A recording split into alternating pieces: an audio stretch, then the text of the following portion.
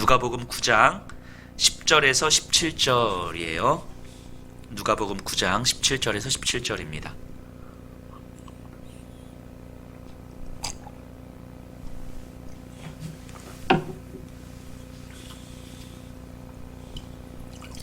누가복음 9장 10절에서 17절 우리 한 절씩 교독하도록 하겠습니다.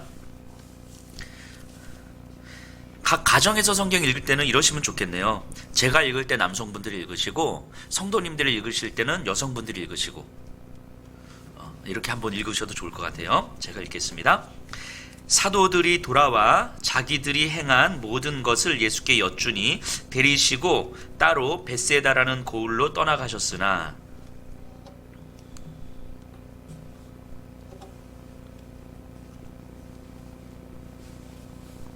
날이 저물어 가매 12사도가 나와 여짜오되 무리를 보내어 두루 마을과 촌으로 가서 유하며 먹을 것을 얻게 하소서. 우리가 있는 여기는 빈 들이니이다.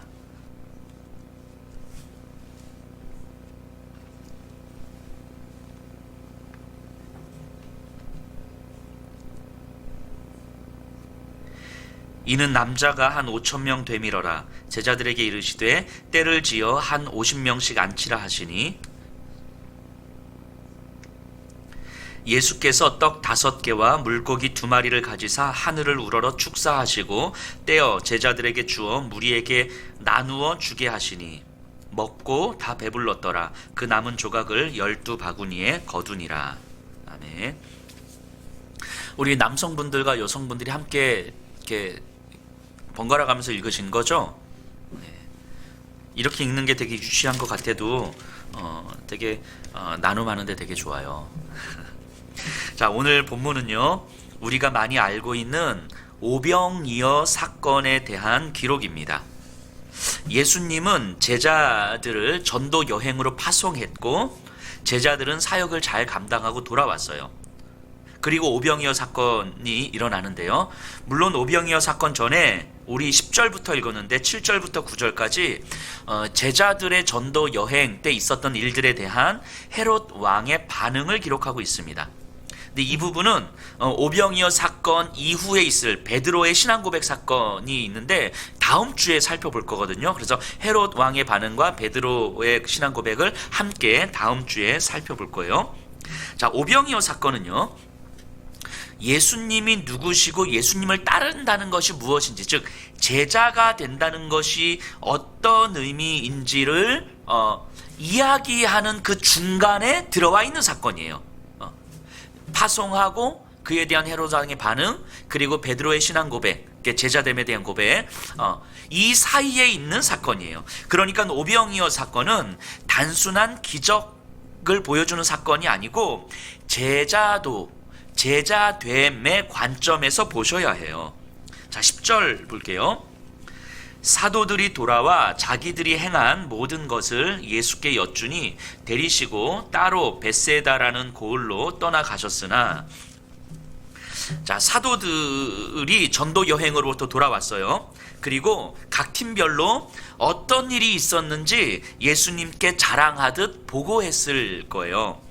제자들로 인하여 헤롯이 또 반응을 하면서 예수님을 이제 잡으려고 막 움직이고 있었거든요. 그래서 예수님은 그 제자들의 이야기를 이렇게 듣고 그리고 제자들을 데리고 벳세다라는 곳으로 갑니다. 이 벳세다는 헤롯 빌립이 통치하는 곳이어서 여기서 말하는 헤롯 왕, 헤롯 안티파스의 통치를 벗어나는 곳이죠. 영향력을 벗어나는 지역이에요. 자, 누가는요, 어쨌든 이 제자들이 전도 여행을 보고하는 장면으로 오병이어 사건을 시작하고 있어요. 자, 그러면 이 오병이어 사건은 예수님이 제자들을 파송하시는 장면, 그리고 전도 여행을 가는 요 사건하고 이어서 보라는 거죠. 자, 예수님이 제자들을 파송하시면서 제자들에게 뭐라고 말씀하셨습니까? 아무것도 가지지 말라 이러셨어요. 자발적 가난을 실천하라는 거였죠. 왜 그랬습니까? 보내신 예수님을 철저히 의존하라는 말씀이었어요. 예수님께서 왜 보내셨는지, 보내신 곳에서 무엇을 어떻게 해야 하는지와 관련해서 철저히 예수님을 의지하는 방식으로 움직이라고 말씀하신 거예요. 그리고 거기서 예수님이 하실 일을 기대하라는 거죠. 제자들은 그 말씀에 따랐고 그리고 실제 그것을 경험했어요. 아무것도 가지지 않았음에도 불구하고 하나님의 공급하심을 경험했고 자신들을 통해서 놀라운 일들이 일어나는 것을 경험했어요. 자신들의 경험과 현실 그리고 판단이 아니라 예수님의 판단에 의해서 움직였을 때 그 어느 것도 확실한 것은 없었지만 보내신 예수님의 목적이 이루어졌다는 사실을 이들은 경험했죠. 신기하고도 놀라운 경험을 한 이 제자들, 그래서 들떠서 예수님께 막 자랑하듯 보고하고 있는 이 제자들을 염두에 두면서 오늘 본문을 좀 읽으셔야 해요. 자, 11절 볼게요. 무리가 알고 따라왔거늘 예수께서 그들을 영접하사 하나님 나라의 일을 이야기하시며 병 고칠 자들은 고치시더라. 자, 예수님은 제자들을 데리고 아마 따로 가려고 했을 거예요. 그런데 이제 무리가 쫓아와요. 근데 그냥 적은 무리가 아니라 엄청 많았어요. 오면서 이제 또 조금씩 붙고 또 붙고 또 붙었겠죠. 아마 남자만 5,000명 정도 되었다고 하니까 여자와 아이들까지 더하면 그 수는 어마어마했겠죠. 그러니까 벳세다의 한 빈들 광야에 이 어마어마한 사람들이 모여 있는 거예요. 아마 예수님은 제자들과 함께 좀 쉬고 또 그 보고도 좀 들으면서 이런저런 나눔도 하고 싶으셨을 텐데 사람들이 모인 거겠죠. 하지만 예수님은 이들을 외면하지 않습니다. 그리고 예수님은 하나님의 나라를 가르치고 병든 자를 고쳐주세요. 자, 근데 하나님 나라를 가르치고 병든 자를 고쳐주시는 것, 이거 어디서 봤던 내용이에요? 예수님이 제자들을 파송할 때 하셨던 말씀이잖아요. 하나님 나라를 선포하고 앓는 자를 치유해 주는 일, 이거 제자들에게 맡기신 사역이잖아요. 이 사역 그대로 지금 예수님이 하고 있는 거죠. 그러니까 누가는 지금 이 글을 기록하면서 예수님의 사역과 제자들의 사역이 결국 다르지 않다라는 걸 보여주고 있는 거예요. 그러니까 예수님은 자신의 사역을 위해서 제자들을 부르시고 보내주신 거예요. 제자들은 예수님이 하셔야 될 그 사역을 맡아서 이어가는 사람들인 거죠. 이게 사람을 낚는 어부고 제자들은 이 사람을 낚는 어부의 사역을 예수님과 함께 하는 거예요. 이게 제자들이죠. 그런데 여기서 우리가 오해하지 말아야 할 것은 제자들에게 필요한 것은 예수님께서 원하시는 것, 예수님의 사역이 무엇인지를 아는 것이었지, 그리고 거기서 일어나는 예수님의 능력이었지, 예수님의 능력을 힘입어서 자기들이 원하는 사역을 하는 게 아니었어요. 예수님이 원하시는 사역에 제자들은 자기의 삶을 놓는 거였지, 자기들이 원하는 사역을 예수님의 능력을 힘입어서 하는 게 아니었던 거죠. 자, 이것이 분명하게 분별이 되지 않으면 오늘날 우리도 간혹 오해를 하게 됩니다. 어찌 보면 우리에게 필요한 것은 예수님의 능력일지도 모르겠어요. 그래서 예수님의 그 전능하신 능력을 힘입어서 교회와 그리스도인들이 자기들이 원하는 사역을 이루어 가려고 해요. 예수님의 사역, 즉 긍휼의 마음과 생명의 사역을 피상적으로 이해하면, 정확하게 이해하지 않으면 우리도 모르게 욕망과 예수님의 사역을 교묘하게 섞어버려요.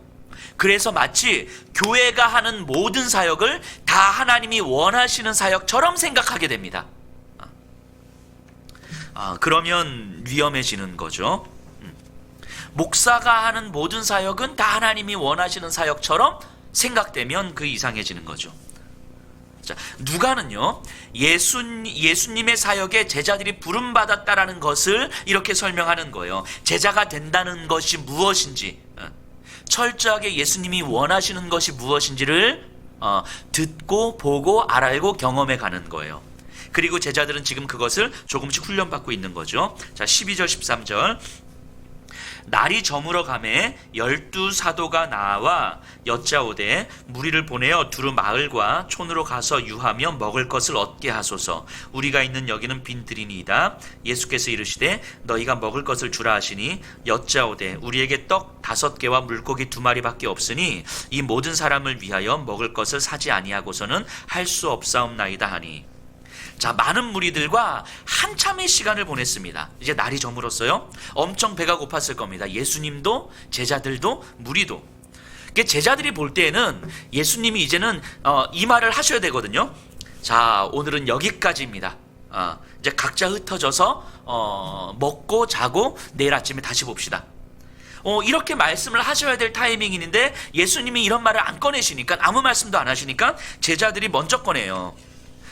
예수님, 이 사람들을 근처 마을로 보내요. 각자 먹을 것을 좀 해결하게 해야 되지 않겠습니까? 그러자 예수님이 제자들 아마 많이 쳐다보셨을 거예요. 그리고 너희가 먹을 것을 주어라, 이렇게 말씀하신 거예요. 이 제자들이 얼마나 당황했겠습니까? 네? 뭐 이런 거죠. 저희가요? 뭐 이런 거예요. 우리가 가진 게 물고기, 사람들하고 보니까 물고기 2마리와 떡 5개, 이 물고기도 작은 물고기하고 떡 요만큼 아이들의 간식거리밖에 안 되는 이 떡 5개인데요. 그러니까 이 지금 13절 제자들의 말을 직역하면 이런 표현이에요. 예수님, 저들을 위해서 우리가 먹을 것을 사와야 한다는 말입니까?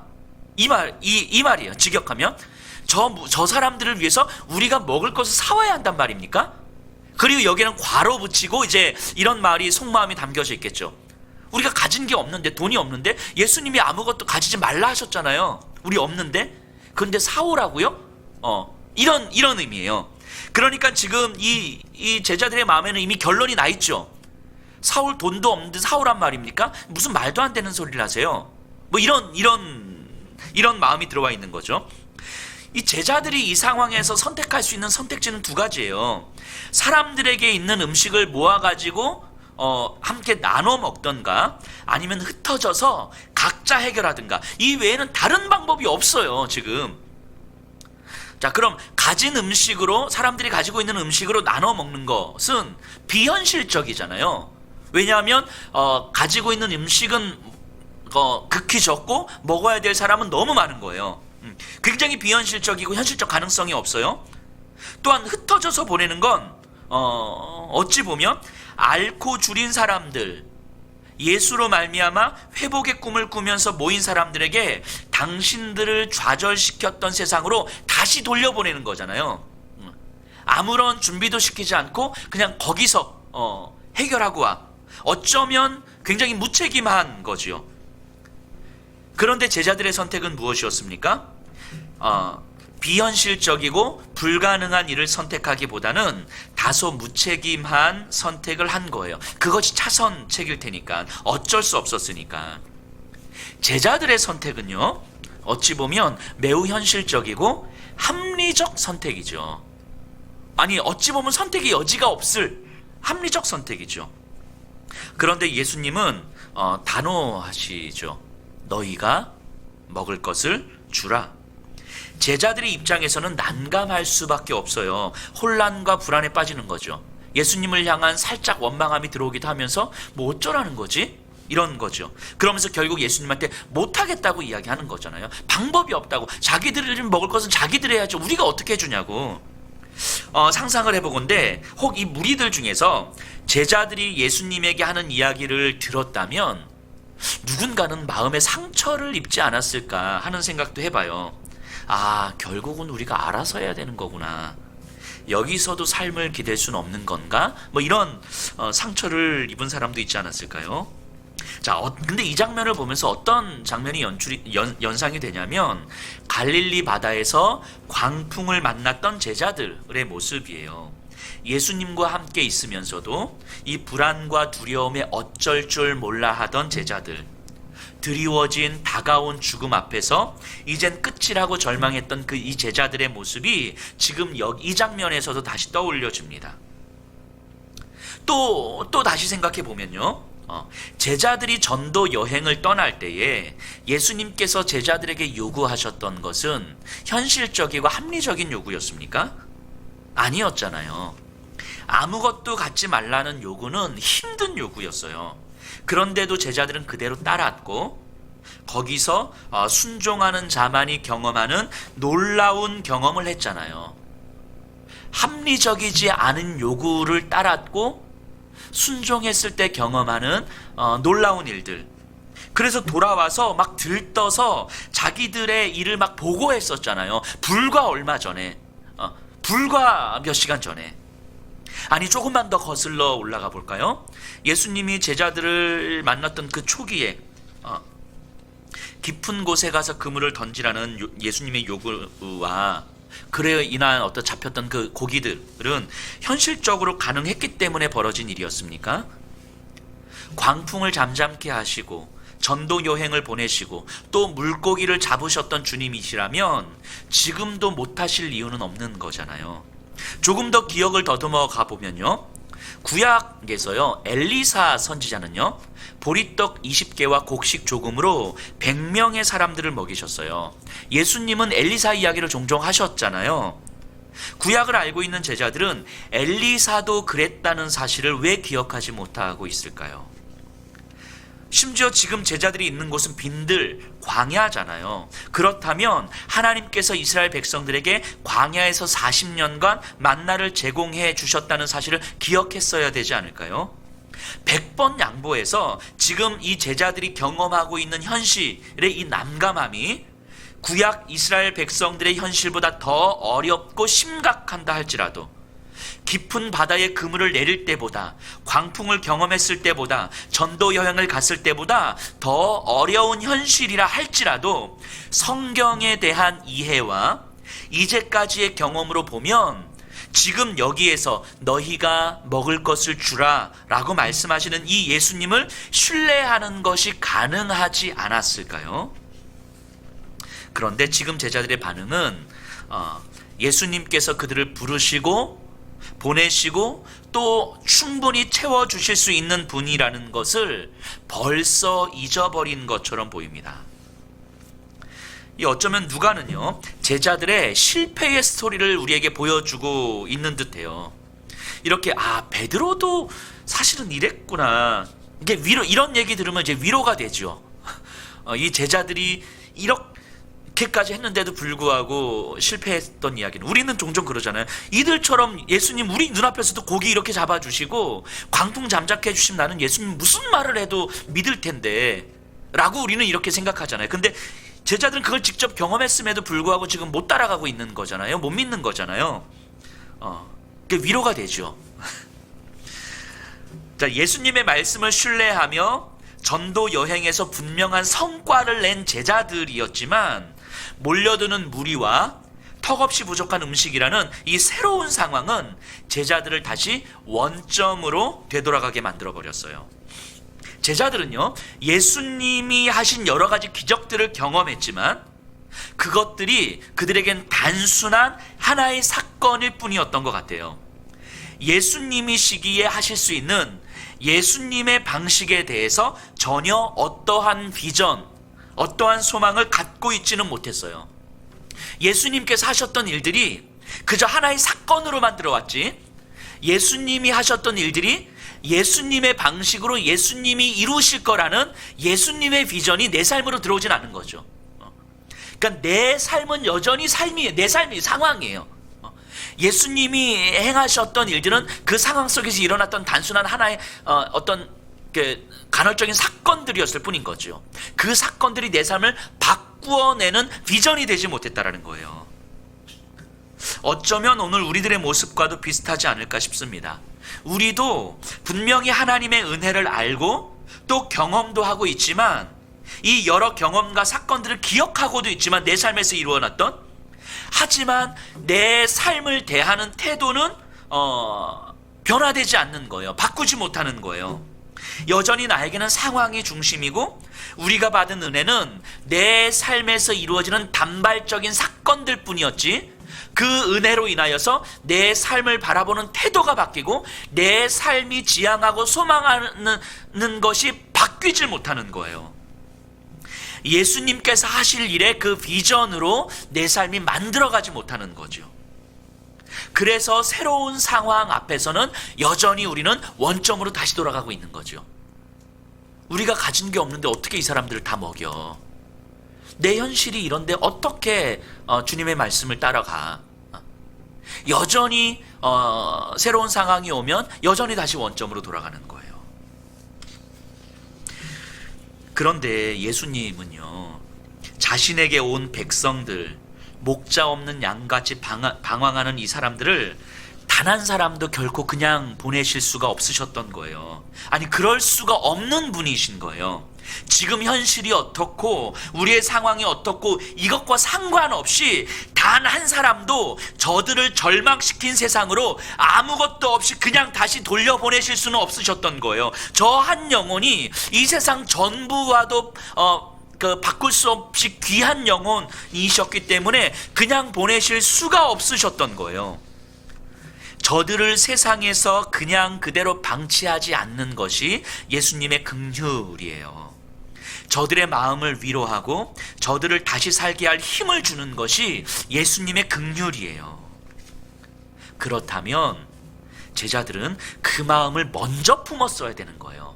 우리의 현실과 상황을 보기보다 예수님, 저들을 그냥 돌려보내실 수 없으신 예수님의 마음을 먼저 품었었어야 됐던 거예요. 현실이 어떻든지 우리가 가진 것이 얼마든지 상관없이 이 마음을 먼저 품었어야 됐다고요. 이것이 예수님과의 꾸준한 깊은 관계 속에서 만들어지는 거죠. 그리고 다시 예수님을 보는 거예요. 그 예수님의 마음을 품고 나면 예수님의 마음을 깨닫습니다. 저들을 저대로 세상에 방치해서는 안 된다는 걸 깨닫습니다. 하지만 우리에게는 가진 것도 없고 방법도 모르겠습니다. 어떻게 해야 됩니까? 예수님의 방법은 무엇입니까? 예수님의 방법에 내 삶을 놓겠습니다. 이 고백이 그들에게는 있었어야 되는 거예요. 이제까지 예수님과 함께 했던 시간들을 통해서 보면, 구약의 성경을 통해서 하나님께서 일하셨던 방식들을 보면, 이들은 먼저 예수님의 마음을 품고, 그리고 그 마음을 품고 우리가 할 수 있는 것이 아무것도 없게 예수님을 다시 바라보고 예수님이 하시는 방법, 예수님이 하실 그 일에 대해서 우리가 또 묻고 그것을 소망으로 품었어야 됐던 거죠. 14절에서 17절이에요. 이는 남자가 한 5,000명 되밀어라. 제자들에게 이르시되 때를 지어 한 50명씩 앉히라 하시니, 제자들이 이렇게 하여 다 앉힌 후 예수께서 떡 5개와 물고기 2마리를 가지사 하늘을 우러러 축사하시고 떼어 제자들에게 주어 무리에게 나누어 주게 하시니, 먹고 다 배불렀더라. 그 남은 조각을 12바구니에 거두니라. 자, 예수님은 제자들에게 예수님의 방법을 말씀하십니다. 50여 명씩 그룹을 지어 앉힙니다. 한 100그룹 정도가 나왔겠죠. 그리고 떡과 물고기를 축사하신 후에 나누어 주라고 한 거예요. 자, 상상을 해보세요. 이때 예수님이 축사하시고 나니까 떡과 물고기 갑자기 제자들 볼 때에도 확 많아져서, 우와, 이렇게 많아지니까 되는구나, 이제 이거 가지고 나눠주면 되겠구나, 이랬을까요? 아니었을 거예요. 분명히 아니었을 거예요. 여전히 제자들의 눈에는 물고기 2마리와 떡 5개 뿐이었을 거예요. 그런데 그것을 떼어서 나눠주는 거예요. 그런데 계속 나눠주는 거예요. 50명에게 나누어 줬어요. 한 100그룹 정도 됐을 테니까 또 다른 50명에게 가요. 여전히 내 손에서는 물고기 2마리와 떡 5개일 뿐인 거예요.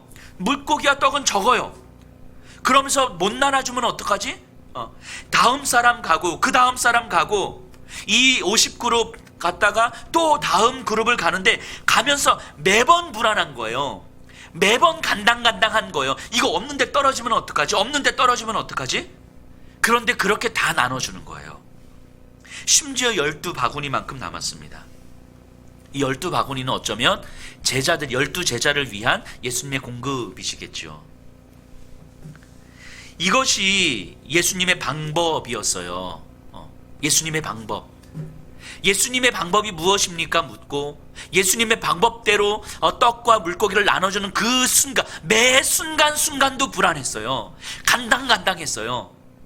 다음 사람한테 갈 때마다 또 간당간당했어요.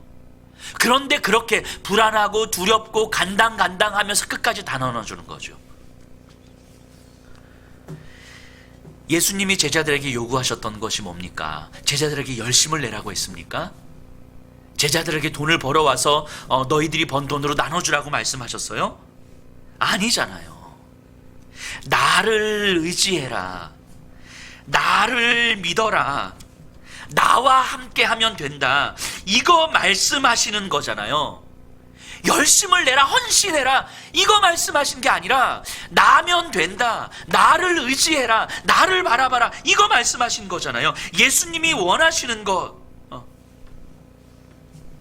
예수님이 원하시는 거기에 내 삶을 놓기를 원하는 거잖아요. 너희들의 삶, 너희들의 생각, 너희들의 마음은 내가 원하는 것에 놔두라고 이야기하는 거잖아요. 거기서 예수님의 능력을 경험하라고 이야기하는 거잖아요. 예수님께서 뭘 원하시는지 거기서 예수님의 능력을 경험할 수 있는 거라고. 심지어 예수님께서 원하시는 것이 죽음이라면 그 마음을 그 죽음의 자리에 나를 내어주는 거예요. 거기서 예수님만이 보여주실 수 있는 예수님의 능력을 우리는 경험하는 거잖아요. 그게 부활 아닙니까? 예수님께서 원하시는 것이 죽음이라면 기꺼이 거기에도 내 삶을 내어줄 때에 거기서 부활을 우리는 경험하는 거잖아요. 예수님께서 원하시는 건 나를 보라고 이야기하는 거예요. 나를 의지하라고 이야기하는 거예요. 나와 함께 하면 된다고.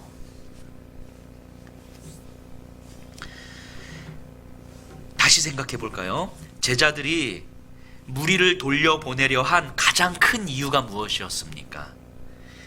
현실적 가능성 때문이었습니까? 떡과 물고기가 없어서였습니까? 아니죠. 예수님이 무엇을 원하시는지 그들의 중심에 두지 않았기 때문이죠. 예수님께서 무엇을 그토록 간절히 원하시는지, 자신의 창자가 끊어질 것 같은 아픔을 느끼시면서까지 무엇을 원하셨는지 제자들은 그들의 마음에 두지 않았기 때문이에요. 예수님의 능력을 필요로 했을지는 모르겠지만 예수님이 진정 무엇을 원하시는지는 잘 몰랐기 때문이에요. 제자들은 모여있는 그 무리들의 그 방황과 절망에 반응할 수가 없었어요. 반응하지 못했어요. 함께 아파할 만큼 그들을 긍휼히 여기지 못했어요. 무리를 그냥 돌려보내는 것이 예수님께는 얼마나 마음 아픈 일인지 제자들은 아직 잘 모르고 있는 거예요. 그러니까 현실이 먼저 눈에 들어오는 거예요. 그래서 무책임한 선택을 할 수밖에 없었던 거예요. 아니, 어쩌면 제자들은 그것이 무책임한 선택이라는 것조차 생각하지 못했을 거예요. 우리는 어떻습니까? 오늘날 우리는 어떻습니까?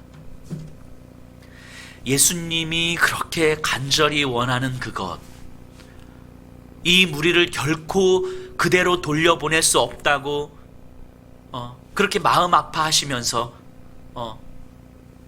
이게 품고 있는 예수님의 그 마음을 우리의 중심에 두고 있습니까?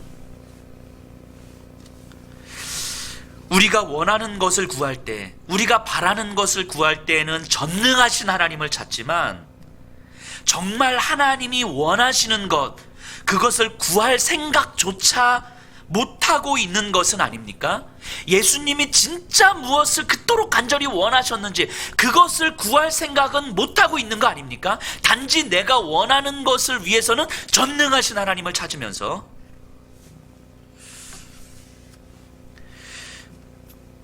이 제자들이요, 12바구니가 남아있는 이 상황을 보면서 제자들은요, 분명한 사실 하나를 깨달았을 거예요.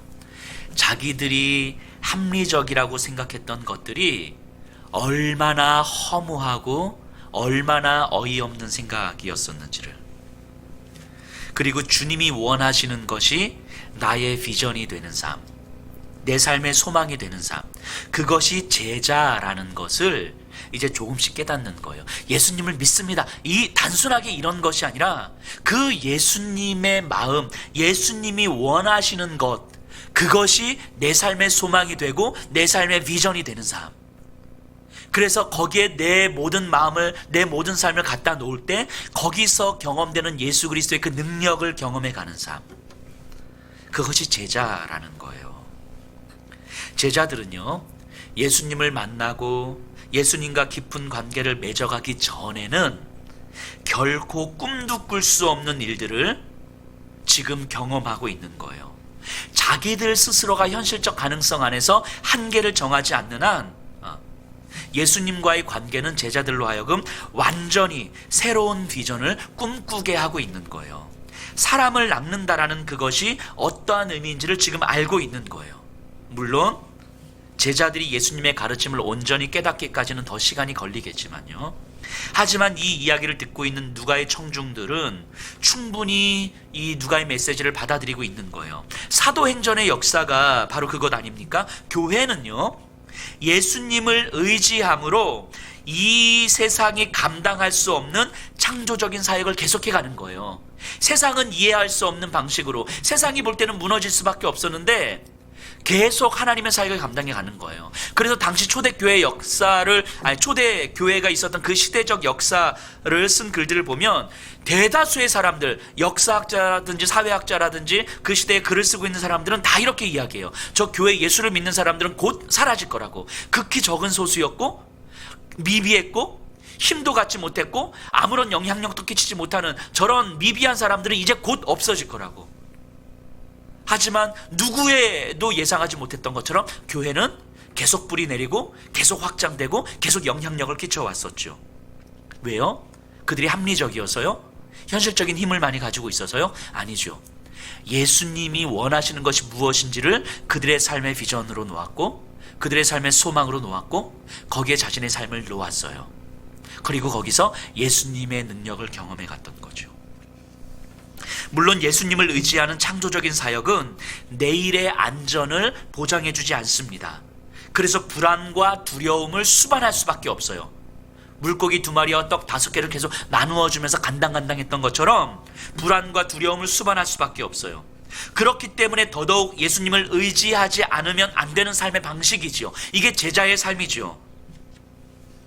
자신들과 똑같이 불안해 보이지만 예수님의 말씀을 따라서 떡과 물고기를 나눠주는 제자들을 보는 사람들, 무리들을 생각해 보세요.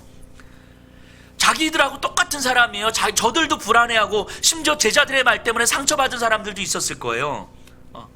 그런데 계속해서 끝까지 다 나눠주는 저 제자들의 모습을 보면서 예수님을 믿고 따르는 삶이 무엇인지를 조금씩 깨닫고 보고 배워가는 거 아닙니까?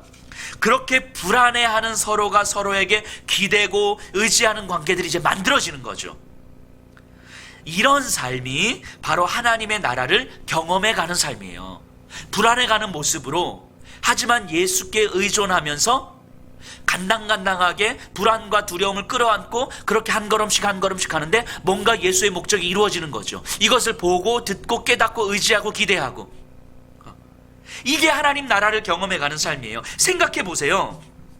하나님의 나라를 조금씩 경험해간 사람들이 서로 모여서 자신들이 경험한 하나님의 나라를 더 경험하기를 소망하는 건 너무 당연한 것 아닙니까? 왜냐하면 세상 어디에서도 맛볼 수 없는 이 하나님 나라의 경험을, 예수의 삶이 우리의 소망이 되는 이 경험을 어디에서도 경험할 수 없는 것을 이 사람들과 함께라면 우리가 소망을 품고 경험할 수가 있을 테니까. 그런데 이 세상에서는 힘들잖아요.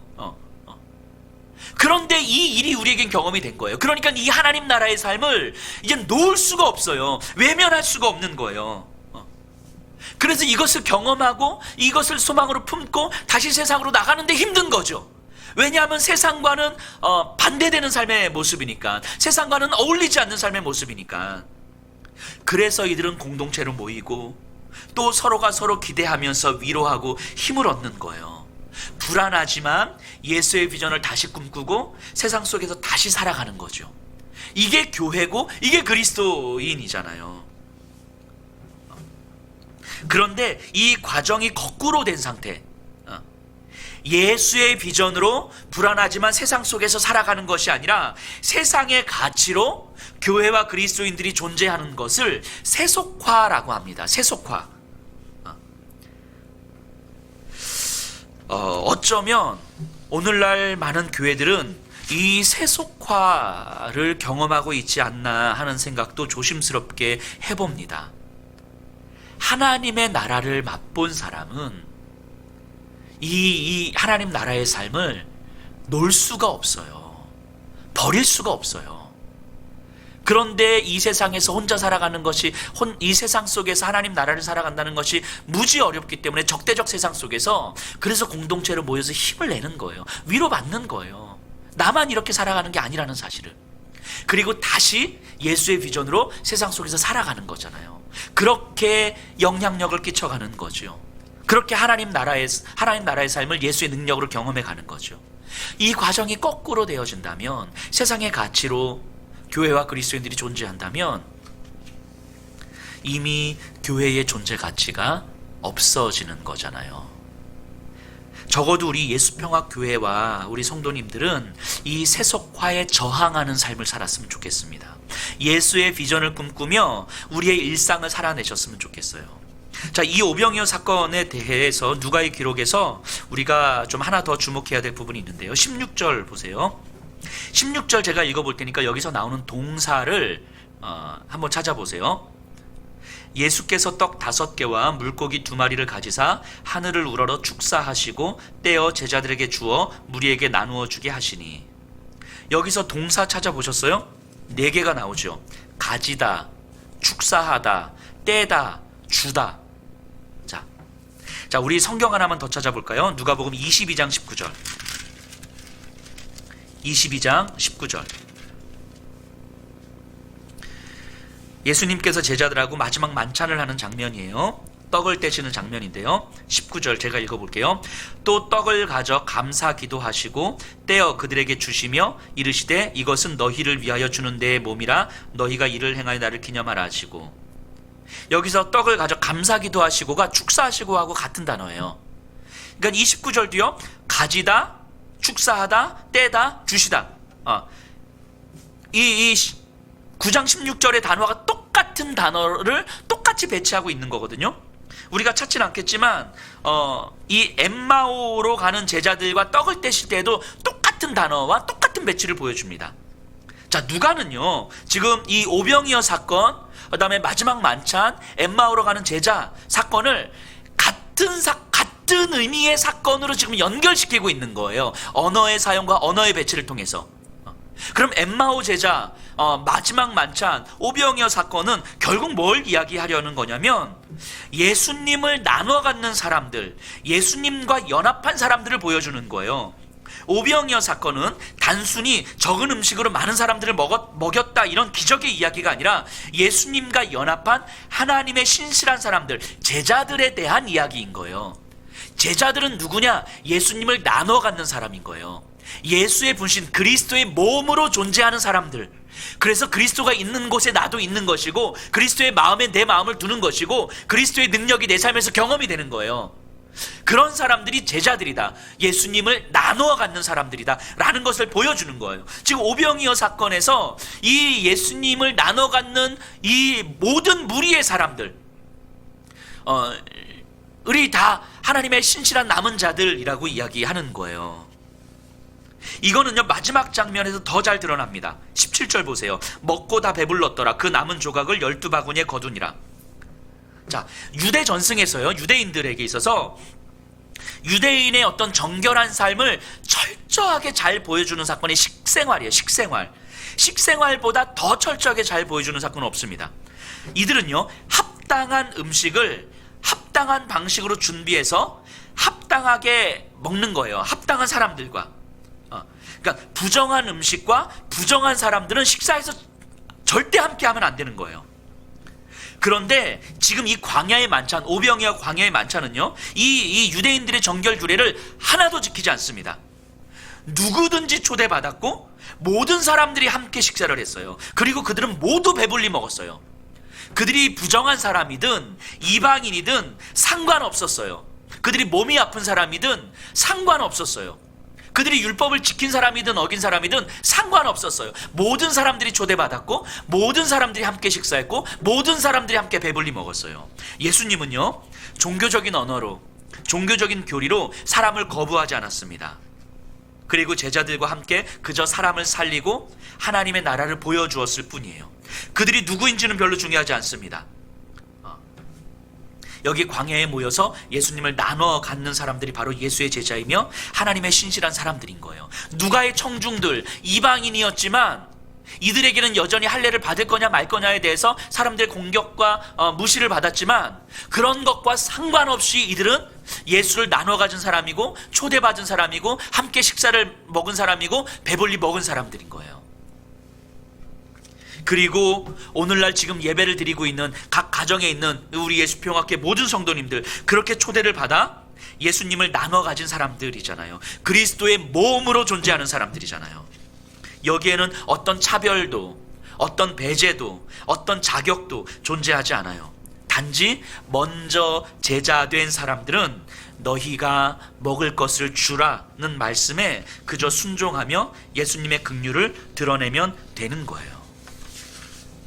이게 오병이어 사건을 통해서 예수님이 그리고 또 누가가 우리에게 주시는 메시지인 거죠. 오병이어 사건을 묵상하면서 저는 오늘날 현대 한국 사회를 바라보는 교회와 그리스도인의 모습을 진지하게 다시 좀 돌아보게 됐습니다. 예수님은요, 오늘날에도 여전히 방황하는 사람들을 바라보시면서 누구보다도 마음 아파하시며 우리를 보내시고는 우리에게 너희가 먹을 것을 주라 라고 말씀하시잖아요.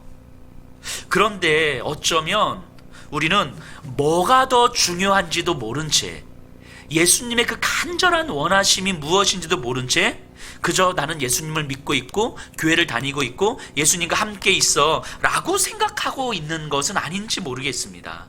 그러면서 우리는 여전히 우리의 현실 안에서, 현실적 가능성 안에서 답을 찾고 있는 것은 아닙니까? 불가능하다고 말하고 있는 그 제자들처럼 우리가 갖고 있는 어떤 종교적인 교리와 종교적인 언어 안에서 답을 찾고 있는 거 아닙니까? 유대의 정결 규례 안에서 답을 찾고 있었던 유대인들처럼.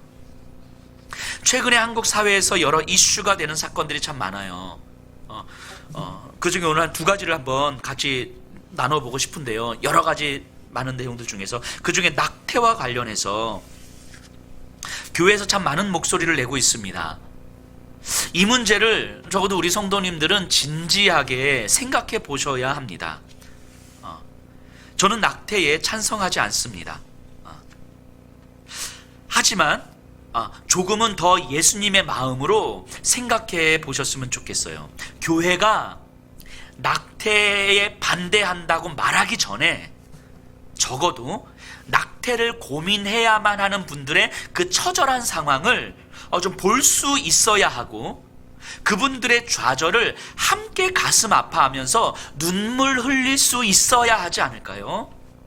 저들의 문제는 다 사회에, 정부에 맡겨놓고 그분들의 아픔에 대해서는 돌아볼 생각도 하지 않으면서 생명은 하나님의 것이니 함부로 죽이는 것은 죄라는 말만을 되풀이하고 외치고 있다면, 그래서 교인들이 성도들이 피켓 들고 거리에 나가서 막 반대한다고 막 이러고 있고, 교회에서는 침 튀기면서 낙태는 죄라고 이야기한다면, 누군가는 그 모습으로 인하여서 돌이킬 수 없는 상처를 받고 평생 교회 근처에도 갈 수 없는 그런 상처를 당하고 있지 않을까요? 의지와 상관없이 아기를 갖게 되고 또 장애를 가진 아기를 임신하게 되었을 때에 이후의 삶에서 대한민국 사회에서 얼마나 고되고 힘든지 그 삶을 우리가 감히 상상이나 할 수 있겠습니까? 그 아픔을 끌어안고 눈물을 흘리고 기도하면서 하나님, 이 땅에 정말 생명의 존엄함이 지키게 해주십시오. 지켜지게 해주십시오. 그러기 위해서는 저 고민하고 아파하시는 분들이 더 존중받는 사회를 만들어 주십시오. 나을까 말까를 고민하지 않아도 되는 차별 없는 사회와 충분히 양육할 수 있는 복지 시스템을 만들어 주십시오. 이렇게 기도해야 되지 않을까요? 낙태를 정말 반대한다면 단순히 법을 찬성하고 반대하고의 문제가 아니라 찬반의 논쟁으로 인해서 지금도 가슴 졸이며 뱃속에 아기를 놓고 고민하는 그 한 사람을 생각하면서 정말 간절히 이런 기도를 해야 하는 거 아닐까요? 먼저 이런 마음이 있어야 되지 않을까요? 그렇게 기도하다 보면 미혼모 가정을 위해서 교회가 무엇을 할 수 있을지, 장애를 가지신 분들을 위해서 교회와 또 그리스도인의 가정이 무엇을 해야 할지 마음이 조금씩 생기지 않을까요? 그런 마음이 전혀 없고 그런 기도와 그런 간절함이 전혀 없이 피켓 들고 외치는 것이 한편으로는 조금 마음이 아프기도 합니다. 이 마음들이, 이 간절함과 이 마음들이 조금씩 생길 때, 그러면 그때 이 말씀이 기억나지 않을까요? 너희가 먹을 것을 주라. 우리 성도님 중에 한 가정이 이러시더라고요. 2021년도부터 우리 성도님 중에 한 가정이에요. 엄마, 아빠, 자녀들이 네 식구가 자기들의 용돈을 조금씩 모아서 이 미혼모 시설에 조금씩 후원하기로 했대요. 이렇게 가족들이 이야기를 했대요. 그래서 아이들과 함께 이제 한번 방문해 보려고 이야기를 방문하려고 한대요. 그리고 지금은 이 후원, 이 미혼모 보호시설을 이제 후원하는데 이것을 초등학생 아이들의 눈높이에 맞춰서 어떻게 설명해 줘야 할지, 그래서 이 아이들에게 이 후원과 도움이 어떤 의미가 있는지를 설명해 주어야 할지를 이제 어떻게 설명해 줘야 될지를 고민하고 있대요. 자, 용돈에서 1,000원을 하든 10,000원을 하든 그건 우리의 현실이잖아요. 근데 그건 우리의 현실이지만 그것을 가지고 일하시는 분은 하나님이시잖아요. 하나님의 마음을 고민하다 보면 우리의 일상에서 우리가 나눠줄 수 있는 방법들이 있지 않겠습니까? 예수님의 마음을 품고 예수님이 우리에게 너희가 먹을 것을 주라 라는 그 말씀에 우리의 삶을 내어줄 수 있는 방식, 거기서 예수님께서 어떤 방식으로 어떻게 일할지를 기대하는 것, 그래서 사람을 낚는 어부로서의 삶을 살아가는 것, 이것이 교회고 이것이 제자들 아닙니까? 요즘 정인이 사건으로 인해서 정말 마음이 아프죠. 있을 수 없는 일이 벌어진 거예요. 당연히 당사자들은 마땅히 처벌을 받아야 할 것입니다. 하지만 적어도 예수님을 믿는 사람들은 단순히 분노하고 단순히 동정하면서 끝내지는 않았으면 좋겠다는 생각을 좀 해봅니다. 이렇게 분노하다가 시간이 지나면 또 아무렇지도 않은 듯 살게 되고, 그렇게 세상의 무관심 속에서 또 다른 제2, 제3위의 정인이가 나오고, 그러면 또 분노하다가 시간이 지나면 아무렇지도 않은 듯 살아가는 그런 식의 삶은 아니었으면 좋겠다라는 생각을 해봅니다. 정인이의 죽음이 정말 마음이 아프고 화가 난다면 이 정인이 뿐만이 아니라 또 다른 많은 정인이들이 이 땅에 있을 수 있다는 사실을 우리가 생각할 수 있어야 되지 않을까요? 2018년도에서 2019년도 2년 동안 이 대한민국 사회에서 가정학대로 사망한 아이들이 70여 명에 이른다고 해요. 접수된 숫자만. 이들 중 어느 아이도 죽어서는 안 되는 아이였어요. 정말 비극적인 일이죠. 이 아이들 모두가, 70여 명의 아이들 모두가 또 다른 정인이 아닐까요? 그 아이들 중에서 40명은 친부모에게서, 또 한부모에게서, 또 동거부부의 손에, 또 재혼가정에서, 입양가정에서 다양하게 학대가 일어났어요. 우리 사회 곳곳에서 이런 말도 안 되는 일들이 벌어지고 있다면, 그것도 2년에 70여 명이나, 그렇다면 이것은 단순히 한 개인의 문제를 넘어서 사회가 만들어낸 폭력 아닐까요? 아동학대를 방지하기 위한 시스템이 없고 전문 인력 또한 턱없이 부족한 실정이잖아요. 이 시대는 더 이상 생명의 존엄성을 가르치지 않습니다. 사회 자체가 생명보다는, 존엄보다는 돈과 권력 그리고 생존에 집중해요. 우리가 의도하지 않아도 사회는 그렇게 흘러갑니다. 스마트폰에게 생각할 수 있는 힘을, 사고의 힘을 점점 빼앗겨버리는 이 시대 사람들, 시대 정신 자체가 사라져버리는 그런 시대로 점점 들어서고 있지 않습니까? 이런 사회에서 내 감정과 내 만족을 위해서 다른 사람은 그저 이용해도 되는 존재일 뿐, 그 이상도 그 이하도 아닌 삶이잖아요. 정인이의 죽음은 이런 사회가 만들어낸 결과물 아니겠습니까? 우리가 정말 이 사건을 보면서 안타까워하고 분노한다면 이 사회가 만들어내는 폭력에 대해서 이 사회가 그렇게 폭력적일 수밖에 없고 탐욕적일 수밖에 없도록 만들어진 이 시대의 질서에 대해서 적어도 교회와 그리스도인들이 우리 가정이 무언가를 해야 되지 않을까요? 무언가를 해야만 한다고 예수님은 우리에게 말씀하고 있는 거 아닐까요? 누구보다도 우리 주님은 정인이의 죽음과 이 사회를 바라보면서 마음 아파하고 계실 텐데, 가슴 찢어지는 눈물로 마음으로 눈물 흘리고 계실 텐데, 그래서 이 땅의 교회와 그리스도인들을 바라보면서 너희가 먹을 것을 주라고 말씀하고 계실 텐데, 그런데 교회와 그리스도인들이 마음은 아프지만 그건 정부가 할 일이고 사회가 할 일이고 우리가 뭘 할 수 있습니까? 라고 말한다면 지금 이 사건에서 제자들하고 뭐가 달라요? 이거는 저들이 알아서 할 일이고 세상에서 저들이 먹어야 될 일이고 우리는 지금 떡과 물고기가 없는데 우리가 어떻게 합니까? 이 제자들하고 뭐가 다르냔 말이에요. 우리에게 너무도 간절히 원하는 이 예수님의 마음이 우리 안에 새겨져야 되는 거예요. 있습니까? 우리 안에, 우리 교회와 그리스도인들 안에 정말 예수님이 그토록 간절하게 원하는 이 한 영혼도 그저 돌려보내줄 수가 없어서 그저 돌려보내는 것이 예수님에게는 얼마나 큰 아픔인지를, 그 마음이 우리에게 있습니까?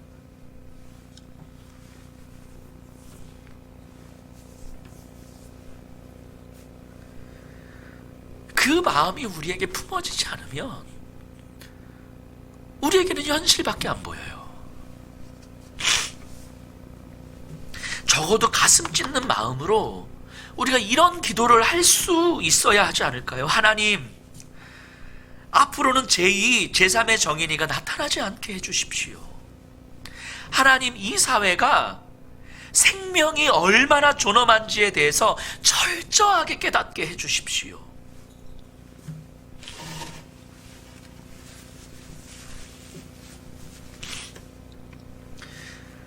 성공과 자기 만족에 심취해서 타인을 이용할 뿐인 이 시대의 사람들의 마음을 주님 변화시켜 주십시오.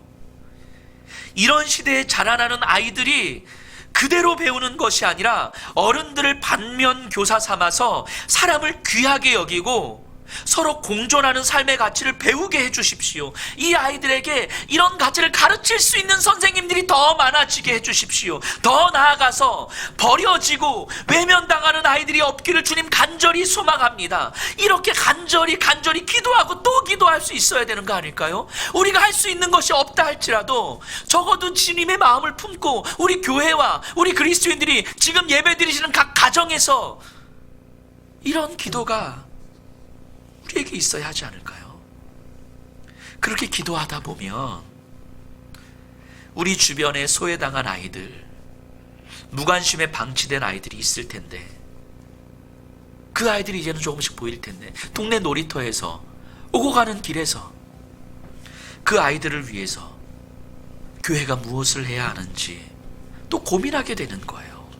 우리가 비록 아무것도 가진 것이 없고 할 수 있는 것이 없다 할지라도, 현실은 이렇다 할지라도 이건 우리의 현실이고 이 현실을 가지고 일하시는 분은 하나님이신 거잖아요. 그리고 주님도 아무것도 갖지 말라고 말씀하셨잖아요. 그리고는 너희가 먹을 것을 주라고 말씀하시는 거잖아요.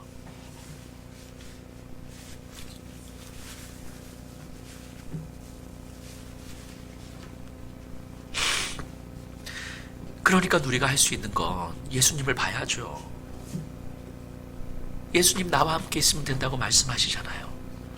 예수님께서 하실 일을 기대하며 순종할 준비를 해야 하는 거 아닐까요? 그러다 보면 우리 가정에서 지역에 있는 이 아이 한 명에게라도 장학금을 줄 수 있지 않을까요? 또는 우리 청소년 청년들은 정말 이 시대에 이런 아이들, 아동학대를 받는 이 아이들을 위해서 필요한 전문 인력들이 없다고 하는데 아동학대 전문 변호사를 꿈꿔볼 수도 있을 거고요. 아이들에게 생명의 존엄을 가르칠 수 있는 선생님을 꿈꿔볼 수도 있을 거고요. 상처받은 아이들을 치료해주는 상담 전문가를 꿈꿔볼 수도 있는 거 아닙니까? 지금 이 현실에서 예수님의 마음을 품는데 이게 너무 마음이 아파서, 너무 예수님의 마음이 간절하게 들어와서, 그런데 지금은 내가 할 수 있는 것이 없으니 주님, 이 아이들을 위해서 내가 상처받은 아이들을 치료해 줄 수 있는 사람이 되기를 원합니다. 예수님의 비전은 우리에게 이렇게 경험되는 거 아닙니까? 부모님들은 자녀들에게 이런 비전을 이야기해주고 보여줘야 하는 거 아닐까요? 여기서 예수님의 능력이 경험되는 거 아닙니까?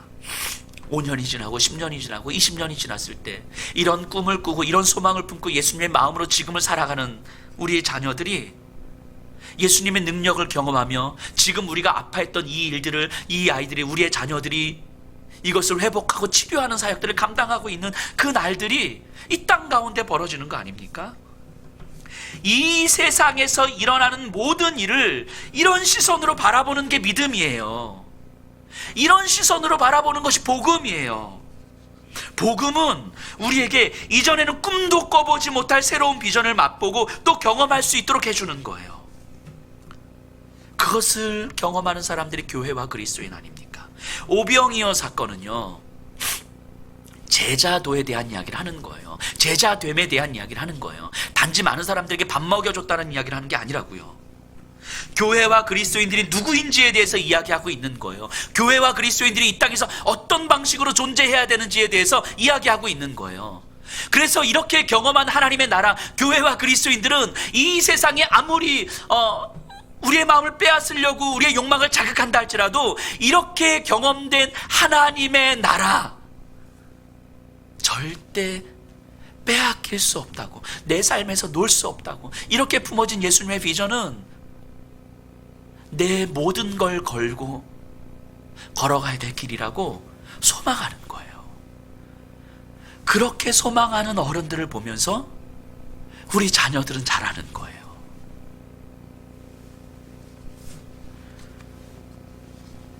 이게 교회고 이게 그리스도인이에요. 너희가 먹을 것을 주라. 이 말씀이 우리에게 들려지시기를 간절히 소망합니다. 이 시간 우리 함께 기도할게요.